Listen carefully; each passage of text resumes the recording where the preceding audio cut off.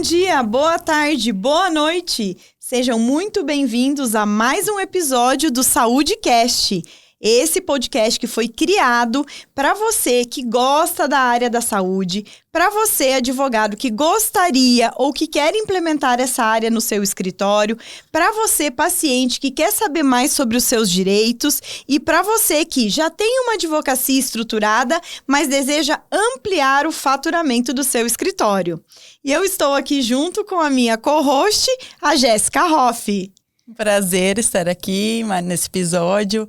E é uma honra participar do SaúdeCast, um projeto tão esperado aí que vai trazer muita informação bacana para advogado, paciente, profissionais da área da saúde e empreendedores. E o nosso convidado que dispensa comentários, que é o Vitor Lana. Vitor Lana, que é uma referência em produção de conteúdo para advogados. Foi o mentor da Jéssica Costa, que é quem cuida das redes sociais do nosso escritório. Tá saindo aí de uma sequência de 40 lives. Tá com a sua CPL aberta, com o seu lançamento aberto. Então, se você é advogado e você quer aprender sobre marketing digital, olha, esse é um momento, assim, muito bom, porque o Vitor Lana tá aí com a turma dele para começar. É isso, Vitor? Olha, obrigado pelo convite, Jéssica. Tô muito feliz de estar aqui no SaúdeCast, nesse projeto novo de vocês, que com certeza já deu certo. É muito legal poder falar também num ambiente de uma área específica, né?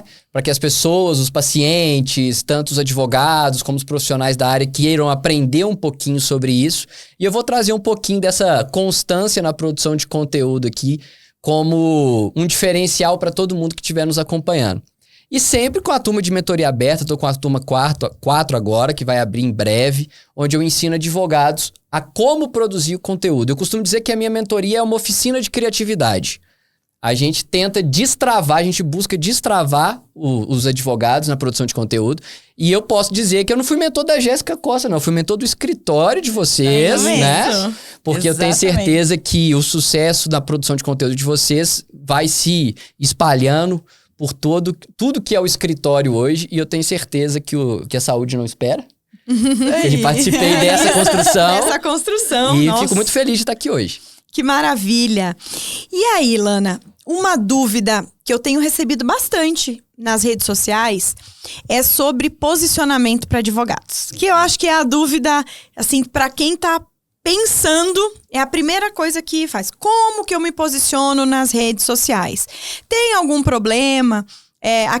Ultrapassando todas essas barreiras de OAB, enfim, tá, né? Diga aí, como uma pessoa que estuda, você fala muito sobre arquétipos, você fala muito sobre constância, mas o posicionamento eu acho que é algo fundamental para você criar a sua autoridade e começar a ser reconhecido pelo seu trabalho. Então, assim, a dica do mentor, né? Como é que eu começo o meu posicionamento na rede social? O assunto que eu mais gosto de falar é sobre posicionamento. Por quê? Porque dele tudo acontece. Produzir conteúdo depende do posicionamento.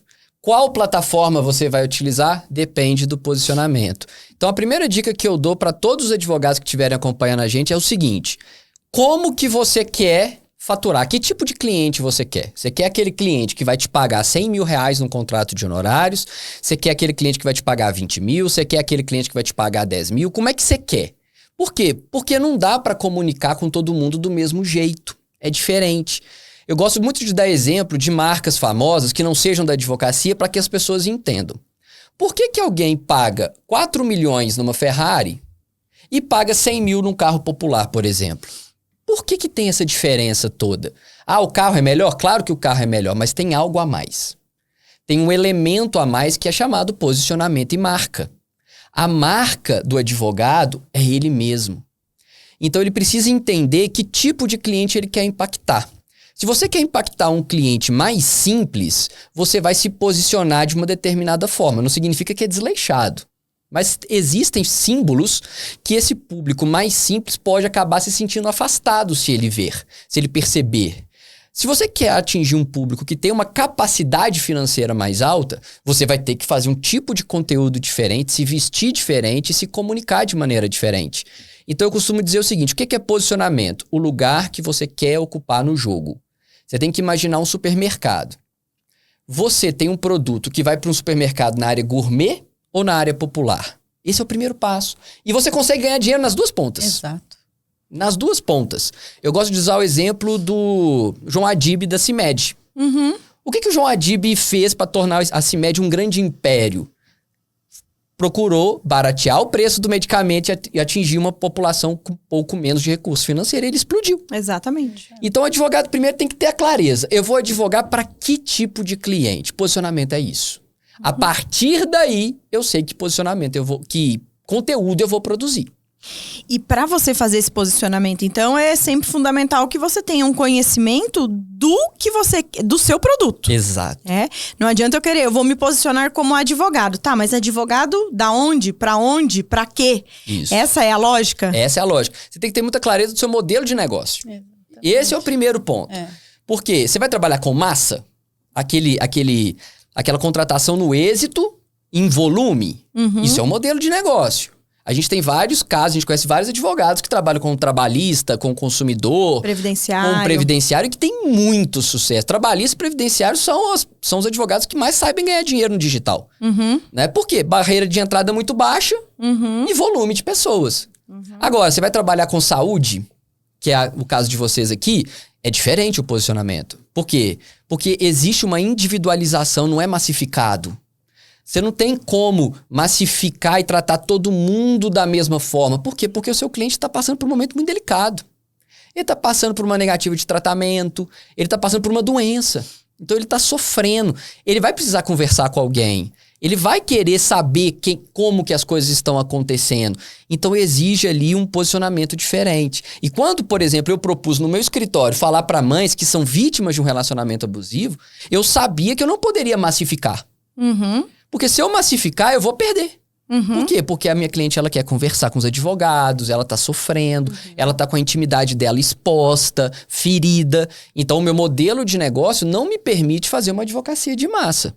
Então, por isso que o meu posicionamento precisa atingir um nível que eu possa cobrar um valor de honorários que me permita ter esse atendimento. É bem por aí. Então, antes de você saber não só o produto, qual que é o seu modelo de negócio? Que tipo de advocacia você tá a fim de promover? Tô a fim de promover uma advocacia boutique? Então tá. Então você tem que sentar na mesa do cliente. Tem que conversar com ele. Se ele quiser uma reunião, você vai ter que marcar. Vai ter que sentar. Não, massa? Beleza, eu posso colocar aqui 10 advogados reproduzindo ali aquilo. E isso vai interferir no seu posicionamento. Exatamente. É isso. E essa questão de posicionamento, de mercado, saber, né, estratégia, isso é para qualquer negócio. E é por isso que a gente precisa cada vez mais ver a advocacia como um negócio, como empresa, porque esse posicionamento é para qualquer negócio. Eu vejo, por exemplo, pro meu marido que tem supermercado. O supermercado dele, o mercado é de bairro. Sim. Não é o mercado que o cliente vai lá e acha que tá até num shopping. Não é um festival. Não é um festival. Exatamente. Não é o gourmet. Não, é mercado de bairro. Inclusive, se ele deixar o mercado dele elegante, bonito demais, ele afasta esse cliente. Exato. Então, você tem que conhecer o seu modelo de negócio. Cara, olha pra você ver que interessante que você falou. Tinha um açougue no bairro que eu moro, que eu sempre gostei de ir lá, porque é açougue mesmo, não é casa de carne. Sim, um entendeu? açougue. É um açougue. É pra aquela compra do dia a dia, aquela compra que você faz ali e tudo mais. Aí o cara quis mudar. Ele quis mudar pra uma coisa mais elitizada, mas mantendo ali o açougue num cantinho. Cara, ele afastou esse público do dia a dia. Porque eu era o público dele do dia a dia. E não tá ruim de comprar agora. Apesar de eu gostar da carne nobre, de ser um cara... Mas só que ele modelou o negócio dele de uma forma que ele perdeu uma fatia do mercado. Mas é a intenção dele? Se for intencional, não quero mais atender o dia a dia... Okay. Beleza? Então, saiba que você vai começar a ter, por exemplo, um cliente que vai mais no final de semana, não vai durante a semana, seu faturamento vai ter uma mudança. Suportar o processo. O advogado é a mesma coisa. Você quer pegar tickets mais altos, tá acostumado ali a cobrar 5 mil, quer passar a cobrar 10, prepara que vai doer. Você vai primeiro dar uma repaginada, vai perder faturamento pra depois crescer. Porque a gente tava conversando aqui um pouquinho antes, né? Então, assim, tem que saber administrar a frustração nessa hora. Mas posicionamento gera resultado na constância. E hoje, você que já está muito imerso nessa questão, né, do posicionamento digital, eu escuto algumas pessoas dizerem o seguinte, essa é uma onda que já passou, né? Essa é uma onda que já passou. É claro que o posicionamento na área digital para advogados é algo que já vem acontecendo há alguns anos. Mas na sua opinião, isso é algo que já passou, Lana? E não vai passar nunca. Não tem como passar. Posicionamento é algo íncito ao ser humano. A Rolex tem mais de 100 anos trabalhando posicionamento. Vai parar? De repente? O advogado ele precisa ter como preocupação número 1 do escritório dele o posicionamento dele. Não tem conversa a respeito disso. Por quê? Porque nós temos que entender o seguinte jogo. A OAB, que é o medo de muito advogado, a OAB não proíbe o marketing. Ponto. Provimento 105, né? 205. Né? Ela não proíbe, ela regulamenta. Assim como todas as áreas. Né? Precisa evoluir? Precisa, a gente sabe que precisa, mas você pode fazer. Então, o primeiro ponto é, pode? Pode. Segundo, não tem como, no mundo de hoje, você ignorar o que a internet é. A internet hoje, ela é tão importante quanto a água que você bebe. Tudo você faz pela internet. Nós estamos aqui conversando a respeito de um assunto que é importante para milhares, milhões de advogados e vai para a internet. Ele vai atender, o processo que ele trabalha está na internet. Então, se a gente falar que o posicionamento digital é algo efêmero, que vai passar, que é modinha, nós estamos simplesmente falando que nós vamos voltar para as cavernas. Porque a internet não vai deixar de existir. E detalhe, nós sabemos, não é a competência técnica que vai fazer o jogo do advogado virar. Porque se a gente for parar para pensar, todo mundo sabe direito. É o pressuposto, né? Todo mundo sabe direito. É o pressuposto. Eu consigo fazer qualquer ação judicial. Uma eu vou sofrer mais do que a outra. Por exemplo, se eu tiver que fazer uma reclamatória trabalhista, eu vou sofrer muito, mas eu sei fazer. Se eu sentar na cadeira, eu consigo fazer. Agora, se eu me posiciono como uma referência em determinado segmento, como vocês, por exemplo, na saúde, o fato de você se posicionar na internet é que vai atrair cliente para você. Se você ficar lá na sua salinha quietinha, sem ninguém saber que você tá fazendo isso, você vai ficar dependendo do aleatório para ter cliente. É uma indicação. Indicação, gente, ela é importante, ela continua existindo. Inclusive, a internet é uma fonte de indicação. O compartilhamento é uma indicação. Né? O compartilhamento é uma indicação. Só que você construiu o compartilhamento. Você provocou, você estimulou. E não tem como isso passar. Não tem como isso passar. Se você pegar as métricas, né, fala que 81% dos hábitos de consumo são digitais. Sim. Né? E aí, quando eu li isso, eu comecei a analisar o meu comportamento, né? Que eu sou nada, isolado, mas o meu comportamento. Eu não gosto de nem ir no mercado. Por exemplo, eu perguntei pra ela, escuta, se eu fizer lá, tem um aplicativo que eu posso comprar tudo lá no mercado e entregar na minha casa? Tem. Que alívio. Eu também sou nem desse no mercado. jeito. Eu sou desse jeito. Não quero ir no mercado. Então, tudo a gente vai fazer, né? Ontem a gente foi dar uma volta ali e a gente tá vendo uma bota pra ir pra Bariloche, né? Uma bota impermeável. Aí eu perguntei pra mulher, tem na internet? Daí ela falou, tem. Eu falei, então, depois eu vejo que agora não tô com saco. É isso. Então, ou seja, eu tava dentro de uma loja física, mas eu optei em não comprar, porque depois eu vou ver com calma na internet. E por que não pode ser assim com o advogado? Não tem como, vai ser.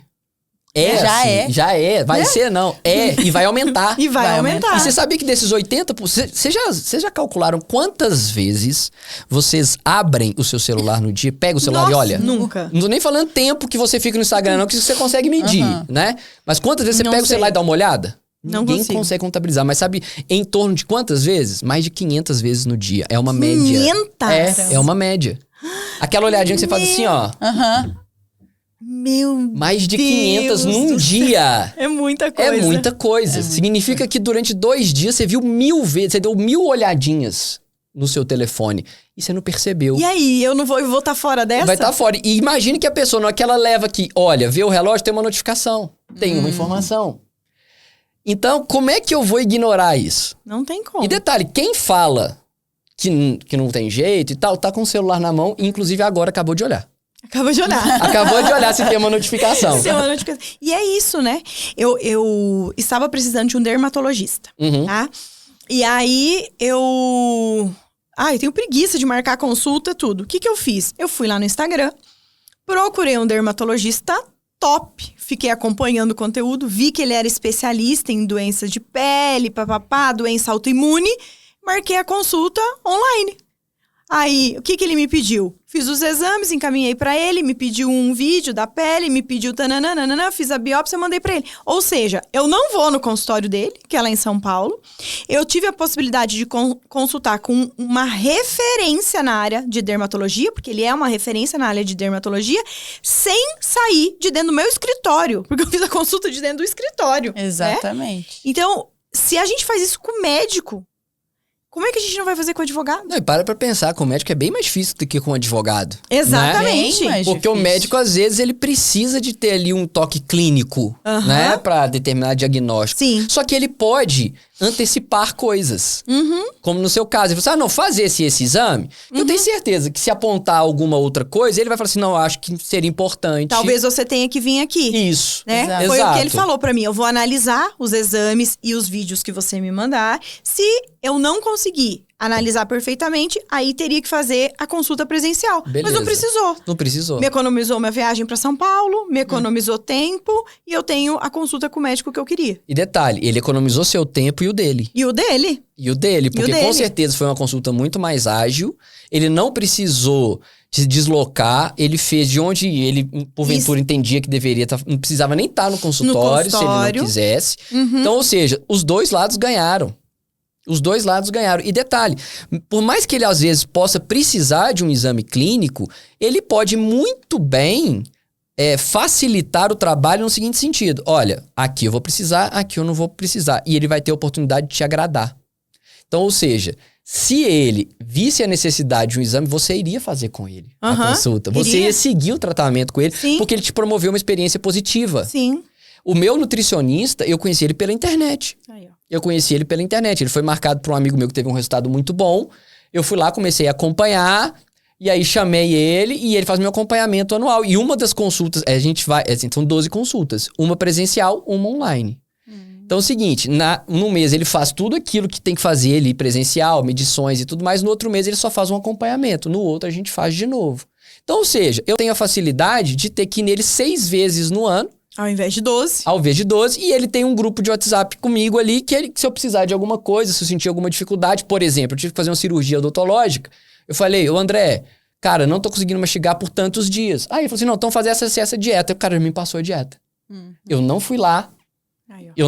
Ele não precisou me ver nada. A gente resolveu o problema. Experiência positiva. Eu vou trocar? Não vou. Não vai. Advogado é a mesma coisa. É a mesma coisa. E todo esse posicionamento ainda faz com que ele possa cobrar os honorários corretos, do jeito que ele deseja. E ela não falou um só ok. Ok, porque eu já criei já a expectativa quando eu vi o posicionamento dele, Claro. de que ele era um médico referência naquilo. Eu vi os hospitais em que ele trabalhava, né? Eu vi as postagens dele de pacientes que ele atendeu, eu vi os congressos que ele participava. E ele aparece, esse médico, ele? Ele aparece? Ele fala? Fala. Tá vendo? Se ele não falasse, talvez você pensaria 2 vezes.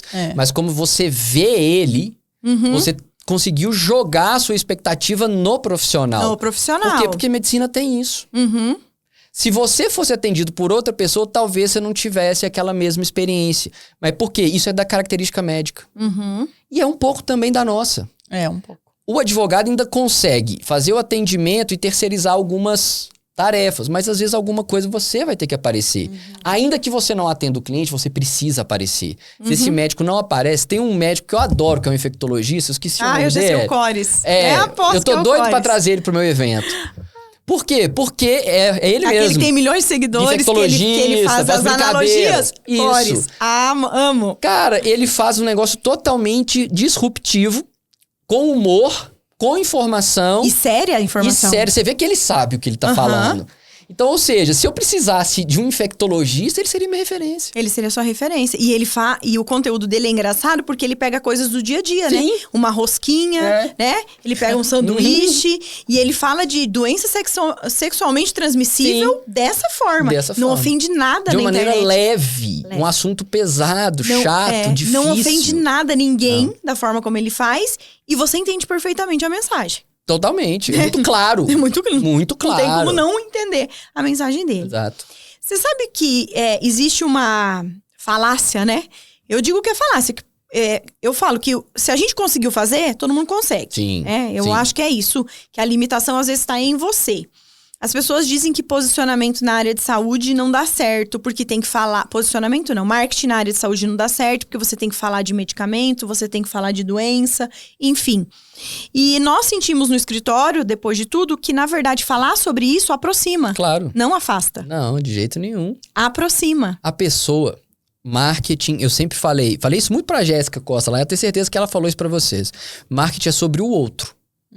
A pessoa com quem você quer se comunicar, ela tá vivenciando alguma situação de problema de saúde.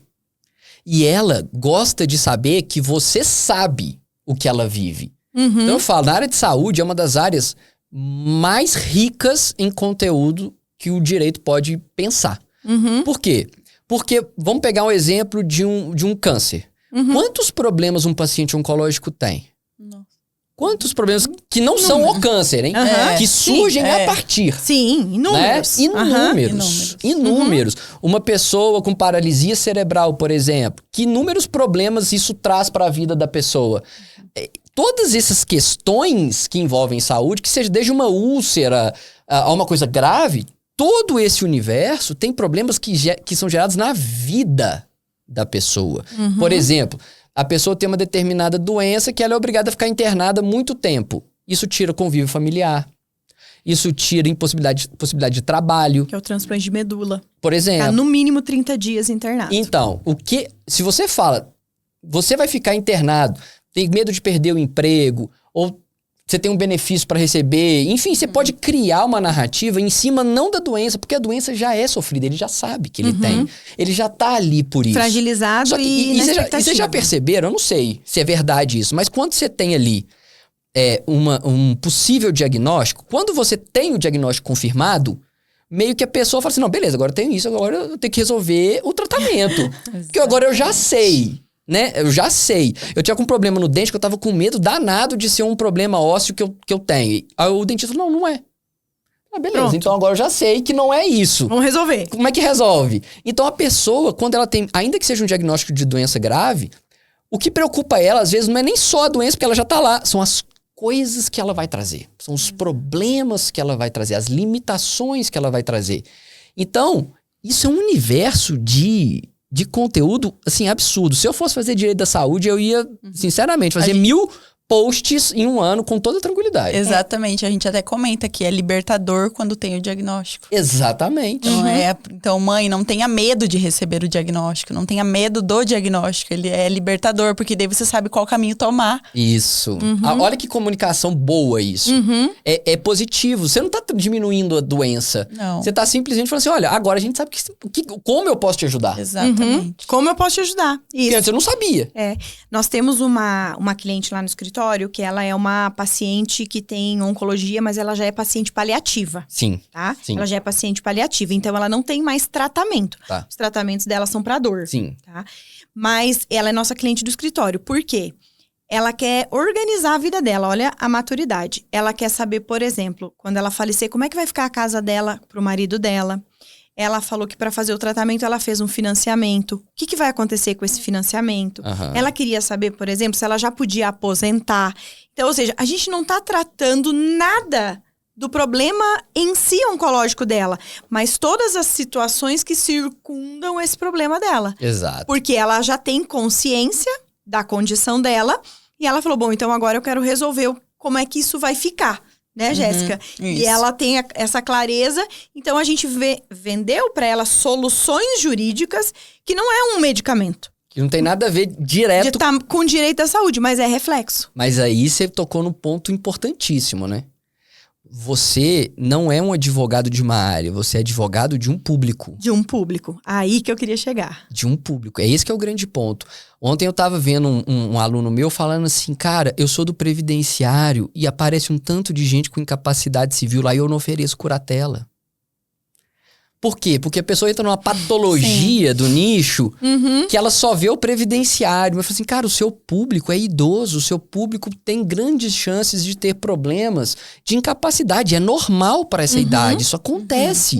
Você precisa ter um produto curatela na sua esteira. Vai ajudar a família, você vai ajudar a família. Nós também temos. É lógico. Saúde. Nós também temos. E não é saúde, curatela é direito de família, Sabe geralmente. qual outro produto que a gente oferece, Lana, que é uma coisa assim que parece estar totalmente dissociada, mas que faz muito sentido pra gente, é o inventário. Claro. O inventário. Claro, testamento vital. Testamento vital, inventário. Dívida bancária. Dívida bancária, holding familiar. Né? Claro. A pessoa descobre lá que tem a doença, tem um patrimônio, quer tá com dúvida, como é que quer saber. Ou seja, é uma infinidade de produtos que a gente consegue oferecer. E aí, aquela questão, né, que a gente tá cansado de discutir aqui dentro do ecossistema. Eu não faço holding. Sim. Eu não sei, mas eu tenho um parceiro super competente que faz. Você vai oferecer. Eu vou oferecer e vou fazer junto com ele. Exato.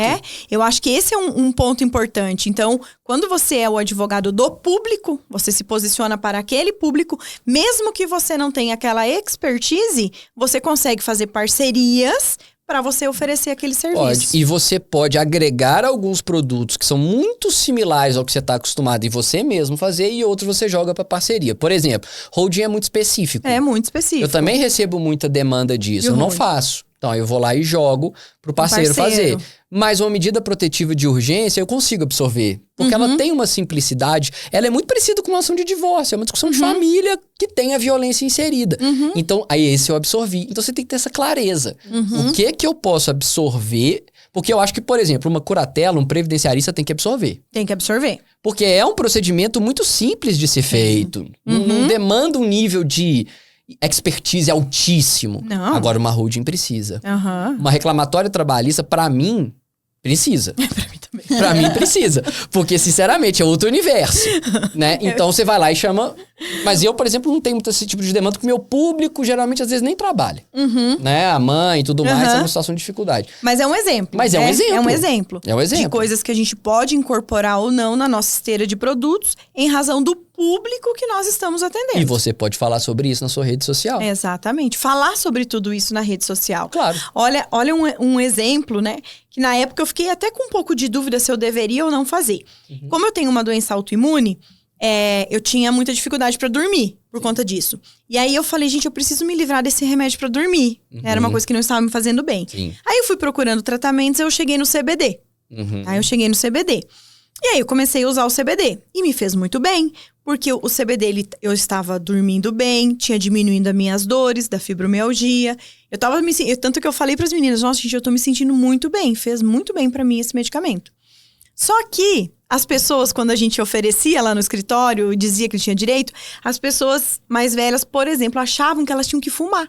Você acredita? Eu acredito. Gente, muito simples, né? Achavam. Aí eu fiz um vídeo contando que eu tenho fibromialgia e eu demonstrei como é que eu usava o medicamento. Falei, ó, é aqui, ó, é um vidrinho, vem uma seringuinha, a gente tira de dentro, coloca debaixo da língua antes de dormir e é isso que tem que fazer. Aí expliquei, né, e tal. E a Jéssica chegou pra mim e falou assim, ai, que feio, pra que você vai mostrar a seringa e tal? Falei, Jéssica, porque as pessoas estão perguntando aqui, elas estão achando que elas vão ficar drogadas. Exato. Isso que você fez foi simplesmente não falar de direito e falar de algo que acontece na vida das pessoas. Porque isso, você fez uma microtransformação no mundo dela. Marketing é você levar a pessoa de um estado emocional para outro. Quando ela vê você fazendo um vídeo desse, ela tá no estado emocional de dúvida, incerteza e angústia para de encorajamento. Ela muda na hora. Ela fala assim, então é desse jeito. E é algo que é óbvio pra gente, não é óbvio para as outras pessoas. Não é, né? Não é. Não é. Então, quando eu coloco lá um post falando que a mãe pode bloquear o bonitão no WhatsApp, ela fala assim, uai, pode? E eu achei que eu não podia. Eu achei que eu não podia. Ela vai lá, cara, naquele ato, ela tem uma microtransformação. Na hora que ela aperta o bloco, fui eu que ajudei ela a fazer aquilo. Aí ela vai falar assim, nossa, saiu do estado emocional da angústia pra paz. Eu assim, nossa, agora eu tô em paz. Porque eu tô fazendo algo que eu sempre quis fazer, mas não sabia se eu podia. E aquele advogado falou que eu podia. É exatamente isso que é comunicar. E se ela precisar do advogado, ela vai ir pra você. Lógico. Eu vou ser considerado. Porque o marketing não é pra você ser contratado. é para você ser uma opção. É isso. Por quê? Porque a pessoa vai, com certeza, no advogado da amiga que indicou. Você precisa se colocar como uma opção. Se você se coloca como uma opção de 1.000, sei lá, 250 vão te contratar. E você tem que também pensar que não é a curto prazo. Não é. É a longo prazo para você conquistar aquele cliente, para ele realmente vir a te contratar. É um processo. Por exemplo, lá nas ações de família, né? Que é a expertise do teu escritório, o teu produto mais forte ali.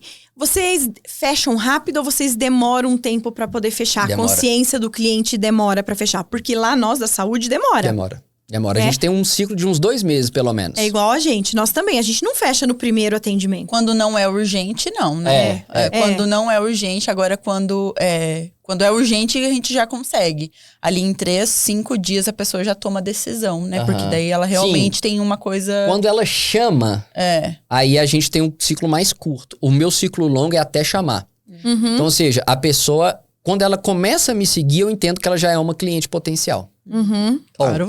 Porque o seu perfil tá todo direcionado para o cliente em potencial. Exatamente. Então, eu sei que em algum momento, pelo meu funil, aquela pessoa vai chegar ao chamado.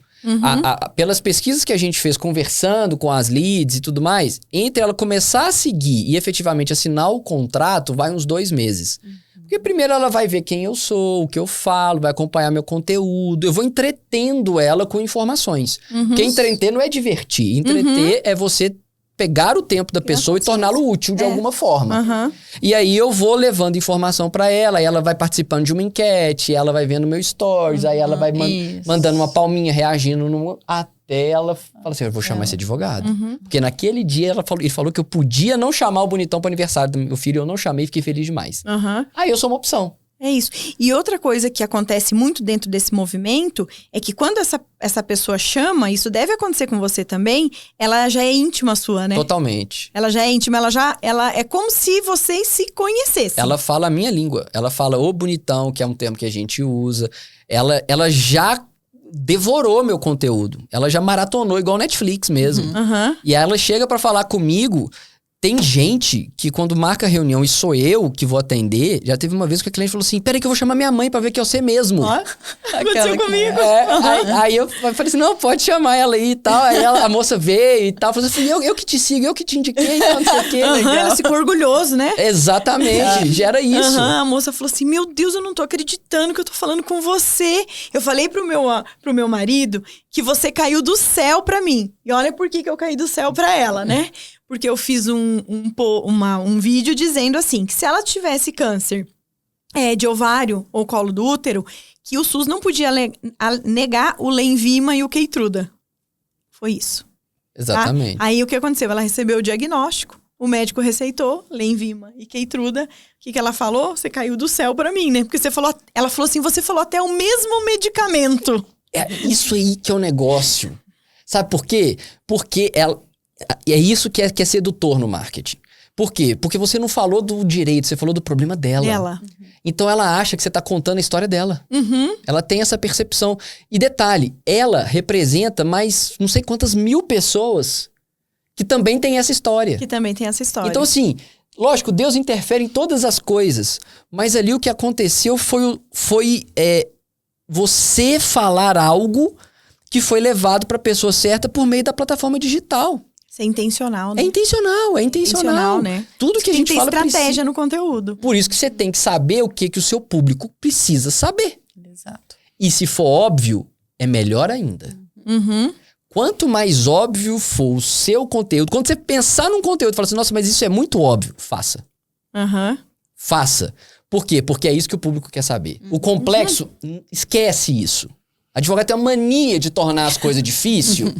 E às vezes a pessoa só quer saber se ela pode receber o medicamento. Ela só quer saber isso. Eu vejo às vezes assim, ó. O Ministério da Saúde. Eu paro de ler. Opa, o Ministério da Saúde, não. Qualquer texto que tem palavra, órgão público, eu não leio. Eu sou advogado. Eu não leio. É isso. Então, assim, é exatamente isso. Essa dica aqui é de ouro. Eu falo com meus alunos. Achou que é óbvio? Faz. Confia que vai dar bom. Olha a dica aí, gente. Olha a dica aí de mentoria que vocês estão recebendo aqui do Quanto mais Lana. banal pro advogado, mais importante pro público. E a gente tem que entender como advogados, e agora eu vou fazer uma meia-culpa, porque eu demorei pra compreender isso. Eu também. Tá? Eu demorei muito. Era que eu não tinha que falar para o advogado. Eu tinha que falar para o meu cliente. Isso. Então, quando eu comecei, Lana, sabe qual era o meu medo? O julgamento dos outros advogados. Ah, o meu também. Até o dia que você liga aquela tecla, né? Assim, você ligou ali, daí você falar, Deixa. né? É. E eu liguei essa tecla aí, e eu acho que, assim, não foi propositalmente, foi intuitivamente. E as meninas me falaram isso, foi o dia que eu saí da faculdade. O dia que eu saí da graduação, que eu não tinha mais vínculo nenhum com a docência, foi o dia que eu falei, bom, agora eu tô tranquila pra fazer. Olha que absurdo. É porque sabe o que acontece? Eu passei pela mesma coisa. A gente ainda tem ali um receio de se desconectar de algo. Vergonha. É uma vergonha. E vergonha é medo de desconexão. Quando você decidiu sair da faculdade, da docência formal e tudo mais, você já se desconectou fisicamente. Sim. E aí você fala assim, cara, agora não tem nada que me segura mais. Foi Entendeu? isso. Aí você não tem vergonha mais, você não tem medo mais, você não tem receio mais. E isso é muito forte. Isso é muito forte, porque eu, por exemplo, sempre produzi conteúdo, mas antes, o meu conteúdo, eu tinha vergonha de falar em público, assim, de fazer um conteúdo na rua, por exemplo. Eu tinha essa vergonha. Aí eu só fazia no carro e tal. Aí eu falei assim, cara, pra eu crescer, eu preciso fazer conteúdo onde eu tiver. Tudo tem que virar conteúdo. Aí eu fiz um teste. Quando você estiver gravando conteúdo, pede pra alguém ficar observando a sua volta quantas pessoas estão olhando pra você. Ninguém. Ninguém não tá nem aí pro que você tá fazendo. Eu vi um stories de um cara que ele falou assim, eu esqueci o nome dele. E não vou dar o crédito, mas enfim. Ele tá no shopping, aí ele fala assim, você tá achando que as pessoas ligam pra sua opinião? Dá uma olhada nisso. Aí ele, na meio da escada rolante, fala assim, oi, tudo bem? Tinha, sei lá, 50 pessoas. Uma olhou pra ele. Aí ele falou assim, tá vendo? Ninguém tá importando com a sua vida. Exato. Só você mesmo. Então, se você anda na rua e grava um conteúdo, uma outra pessoa vai olhar. Mas ela vai continuar andando pro caminho dela e vai até esquecer. Se você chegar no final do dia pra aquela pessoa e perguntar, você viu alguém gravando alguma coisa e você achou estranho hoje? Ela vai falar assim, não. Mas vai acontecer, ela pensar, mais um blogueiro. E vai seguir. Mas vai sumir da cabeça dela. Vai seguir a vida. Se você perguntar pra ela o que ela almoçou, ela não te responde. Ela não sabe. Então, ou seja, depois que eu tive esse insight, eu falei assim, cara, eu tô ligando pra quê? E quanto é transformador pra gente e pra quem a gente produz conteúdo. Claro. Né? Porque pra mim tem sido muito transformador ter essa coragem de fazer a produção. E assim, ó, eu tenho a resiliência e eu tenho a plena consciência de que eu preciso ainda melhorar muito. Todo mundo precisa. Mas eu segui um conselho que eu ouvi seu em alguma palestra que você deu, Lana, que você disse o seguinte, posta. Não fica olhando, posta. E é incrível que ela não olha, tá? Eu não olho. Manda bala. Ela posta e ela não volta a olhar. Eu volto a olhar. Eu volto a escutar o que eu falei. Ela posta e eu falo assim, isso. Pronto, fiz. Aí ela falou, você já postou? Já foi. Eu não olho. Porque se eu parar pra me julgar, o meu julgamento, eu vou fazer 10 stories e eu não vou postar. Nós somos os piores juízes de nós mesmos. Sempre. Exato. Ninguém vai julgar a gente tão mal como nós mesmos. Não adianta, você pode fazer esse exercício, você sempre vai se olhar no espelho, vai achar que é a pessoa mais feia do mundo, você vai sempre achar que você fala mal. É o que eu costumo dizer, ninguém gosta da própria voz. Eu nunca vi alguém, uma pessoa falar assim, nossa, eu amo a minha voz. Nossa, é horrível escutar a voz da gente. Por quê? Porque quando a gente fala, a gente escuta a nossa voz com a vibração da nossa caixa craniana. Então, o jeito que sai pra mim aqui é diferente do jeito que sai pra vocês. Só que na hora que tá no vídeo, eu tô ouvindo do jeito que é. Então você estranha. Não é que você não gosta, é porque você estranha. E o estranhamento te dá repulsa. A partir do momento que você faz vídeo toda vez, não vai ser algo estranho pra você mais. Você vai acostumar. Você vai acostumar e você vai aceitar. Exatamente. Então assim, naturalize isso porque ninguém tá ligando. Agora o seu público quer ouvir você falar. Eu escutei uma vez, eu até acho que foi você, porque eu escuto muito o que você fala. Que você falou assim, ó, o seu pior conteúdo pode ajudar alguém. Exato, é você que fala isso? Sim, aí, ó, sim. seu pior conteúdo pode ajudar alguém. E é isso. Então, assim, o pessoal aqui que tá pensando em vir pro digital, gente, venham, né? Não tenham medo. E olha, eu não sou da geração de vocês, de jovens, que estão acostumados ali com a rede social, que isso também influencia. Mas a partir do momento que eu tomei consciência que é isso que poderia transformar a minha advocacia, a advocacia das minhas sócias, e o resultado disso ia transformar a minha família e a vida de várias pessoas que eu ia ajudar, aí eu apertei a tecla. E eu sou, assim, eu não vou dizer que eu sou um analfabeto digital, não, nas técnicas, mas eu não sou o cara também que mais sabe dominar, não. Eu vim de uma outra geração. Mas eu trago pessoas que saibam. O meu sócio, o Thiago, sabe mexer muito bem. Eu tenho o gestor de tráfego que me ajuda. Daqui a pouco meu filho vai me ajudar, porque ele já nasceu nesse universo. Exato. Por exemplo, eu tô fazendo o YouTube com muita força agora. E eu tô observando muita experiência que o meu filho tem no YouTube para entender esse jogo. Né? Porque eu peguei um livro para estudar a fórmula do YouTube, que tem um dos cases de maior sucesso no YouTube, que é o MrBeast, que é um cara que tem maior número de seguidores pro público infanto-juvenil. Aí eu achava que aquele cara era um babaca. Cara, ele é um gênio. Meu filho de 5 anos adora ele. Ele é um gênio. E detalhe, ele é um gênio porque ele entende os metadados do YouTube e explora isso com um negócio absurdo. Com consciência. E sabe quando que eu peguei isso? Olha que legal. Eu peguei isso porque eu tava nos Estados Unidos. Aí meu filho falou assim, papai, eu queria comer um Fistballs. Eu falei, o que é isso, João Vitor? Ai, meu filho escuta, então, porque eles vêm com essas ideias. Não é? Aí ele falou assim, é o chocolate do MrBeast. Eu falei, esse cara tem chocolate? Tem. Cara, você não encontra. Acaba o chocolate. Onde você vai, acaba o chocolate. Eu escutei, você falou isso na live. E aí eu consegui achar uns 2, comprei. Aí eu falei, eu vou ter que provar esse chocolate. Gente, é um chocolate normal. Chocolate. Normal, uma barrinha de chocolate. Só que esse cara conseguiu promover a partir do YouTube um engajamento absurdo que gera uma desejabilidade absurda. O que eu achava que ele era um babaca, esse cara é um gênio. É um gênio. Então, ou seja, e é um universo que os nossos filhos, que essas pessoas mais jovens estão acostumadas. E eu tô lá observando. Falei assim, cara, eu vou fazer o que esse cara faz de algum jeito. E aí, ó, tá vendo? E é conhecimento, né? Sim, e é conhecimento. buscando uma instrução de quem está por dentro disso, é buscando um mentor que possa ajudar nessa questão vai ter do resultado. posicionamento. Vai ter resultado. Porque só depende de você. Porque só depende de você. Você tem o resultado que você merece. E hoje, uma coisa importante, isso daqui, ó, um celular, qualquer celular que você tiver, né? Minimamente um celular aí, a gente sabe como é que isso tem funcionado. Todo mundo tem, praticamente. Todo mundo tem. Isso daqui é suficiente já pra você fazer conteúdo. Eu comecei só com isso aí. Né? As pessoas acham que precisa ter assim, equipamentos sofisticadíssimos. Não, hoje com o celular, se você souber configurar, se você souber usar, você consegue fazer um conteúdo excelente. Eu fui ter equipe de vídeo ano passado. Tem 1 ano que eu tenho uma equipe de vídeo. Até o ano passado, 2023, era eu que fazia no celular. E às vezes contratava pra fazer um vídeo específico e tudo mais. Hoje não, hoje eu já pago uma equipe pra ficar comigo por mês. Mas, desde 2020 eu mesmo ali, Canva, CapCut. E ficava ruim. Ficava ruim. Mas eu fui fazendo.